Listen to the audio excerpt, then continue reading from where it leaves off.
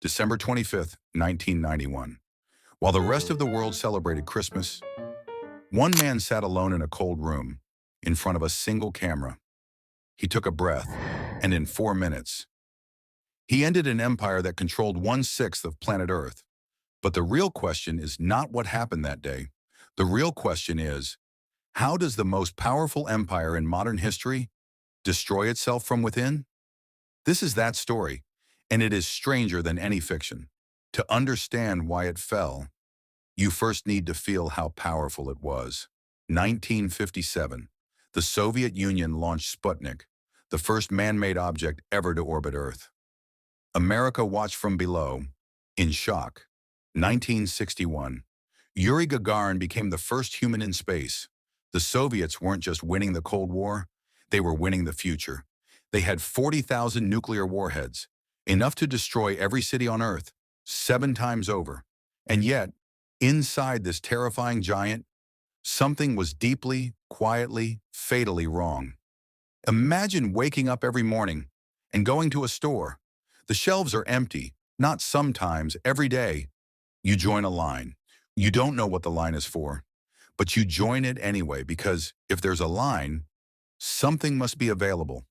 Sometimes you waited 3 hours for bread. This was not a poor country. This was the second largest economy on Earth. So why were the shelves empty? Because the government controlled everything. Not some things. Everything. Every factory was told what to make. Every farm was told what to grow. Every price was decided by a man in Moscow who had never been to a farm in his life. And here was the fatal result. If you worked hard, you earned the same as the man doing nothing. So Soviet workers invented a saying, they pretend to pay us, we pretend to work. And while ordinary citizens waited hours for bread, the Communist Party elite lived differently, very differently. The elite had secret stores, called Bereska shops, full of Western luxury goods that ordinary citizens could never enter. They drove chauffeur cars, vacationed in Crimea, received medicine unavailable to the public, while the people who built this empire starved. Then came Afghanistan, the place history calls the graveyard of empires. 1979, Soviet forces invaded Afghanistan. They expected a quick victory. They stayed for 10 years. Over 1 million Soviet soldiers passed through that war. 15,000 never came home. And the money, billions every year, pouring into mountains that swallowed it all and gave nothing back. While the Soviet Union bled in Afghanistan, a new player sat down at the chessboard, Ronald Reagan, 1981. He called the Soviet Union the evil empire, and he meant it. Reagan's plan was not to fight the Soviet Union, it was to bankrupt it. He increased American military spending to levels the Soviets couldn't match. While America spent 6% of its economy on military, the Soviet Union spent 15%, nearly 3 times more, just to keep up. Then Reagan announced Star Wars, a space-based missile defense system. Whether it worked or not didn't matter. The Soviets had to spend billions responding to a threat that might not even exist. Then Reagan drove oil prices down, coordinating with Saudi Arabia. To flood the market with cheap oil, the Soviet economy needed oil money to survive, to buy food from abroad, to pay for the military, to keep the lights on.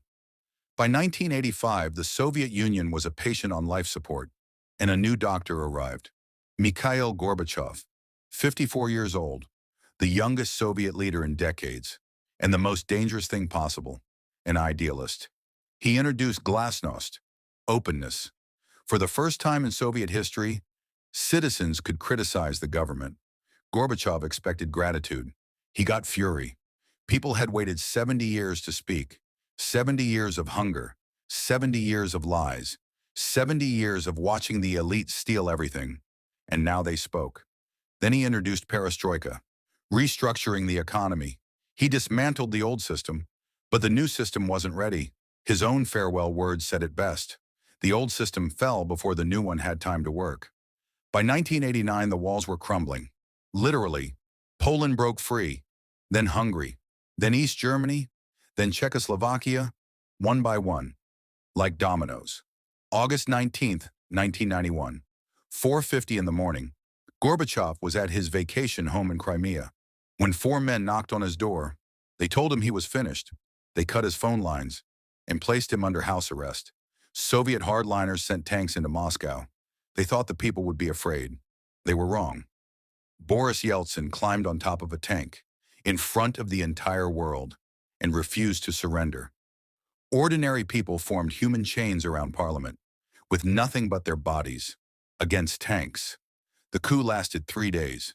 The most powerful military in the world was defeated by unarmed citizens in 3 days. And on Christmas Day, Gorbachev sat in front of that camera and read 4 minutes of words. That ended everything. The Soviet flag came down from the Kremlin for the last time and was replaced by the Russian flag. 15 countries were born that night: Armenia, Azerbaijan, Belarus, Estonia, Georgia, Kazakhstan, and 9 more. All free, all terrified, all starting from zero. So what really killed the Soviet Union? Not America, not Afghanistan, not Gorbachev. It was killed by a system that forgot one basic truth. Human beings need a reason to try. When you remove the reward for effort, you remove the effort. When you remove the effort, you remove everything. The Soviet Union didn't fall.